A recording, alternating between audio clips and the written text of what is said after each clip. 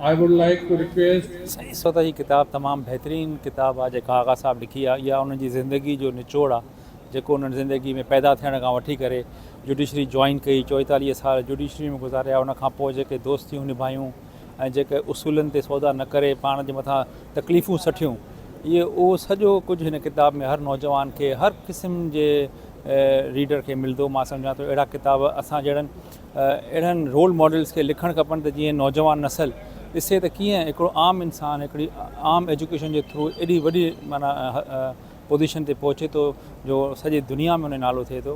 त असांजे लाइ हिकिड़ी इंस्पिरेशन आहिनि, असांजे लाइ हिकिड़ो बीकन ऑफ होप आहिनि, असां लाइ हिकिड़ो रोल मॉडल आहिनि। ऐं मां सम्झां थो इहा किताब जेका आहे हर क़िस्म जे इंसान खे पढ़णु खपे। अच्छा सर, स्टेट या पढ़ाई जा अॼुकल्ह तमामु नवां ऐं मॉडर्न लाड़ा वजूद में आयल आहिनि, किताब जी अॼुकल्ह छा आहे अहमियत आहे? ॾिसो, किताब अॼुकल्ह डिजिटल किताब बि आहिनि, तव्हां किताब खे ॿुधी सघो था, तव्हां किताब जा जो समरियूं पढ़ी सघो था, तव्हां किताब जे मथां तबसरा ॿुधी सघो था। They are as good as the book, but book reading जो वरी हिकिड़ो पंहिंजो मज़ो आहे। पोइ जेके माण्हू बुक खे रीड करनि था उन्हनि खे वरी डिजिटल रीडिंग में ओतिरो मज़ो नथो अचे। पर ज़रूरी न आहे त अॼुकल्ह जी जेका जनरेशन आहे उहा किताब ई पढ़े, पर इहा किताब डिजिटली बि अवेलेबल आहे। इहा किताब जे मथां तबसरा बि आहिनि।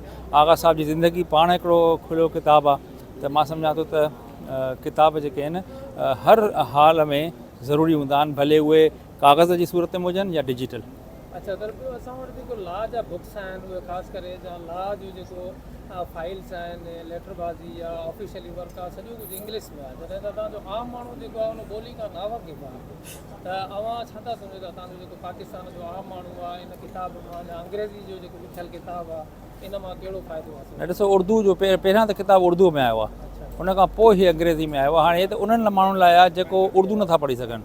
हाणे वरी टियों वर्जन ईंदो सिंधी में ईंदो, त पोइ हर लैंग्वेज में अवेलेबल आहे। So if someone wants to read in Urdu, Urdu version available आहे जेको पहिरियां उन जी मुहूरत थी चुकी आहे। पाकिस्तान जी जेका दफ़्तरी ॿोली आहे उहा अंग्रेज़ी में जेका आहे उहा आम माण्हू जे लाइ मुश्किलात? हा, उहो पंहिंजी जॻह ते आहे। असांजी जीअं हाणे पुलिस में औज़ु बिल्लाहि मिनश FIR सिंधी में थींदी आहे, त ईअं थी सघे थो हुजणु खपे। बिस्मिल्लाहिर्रहमानिर्रहीम।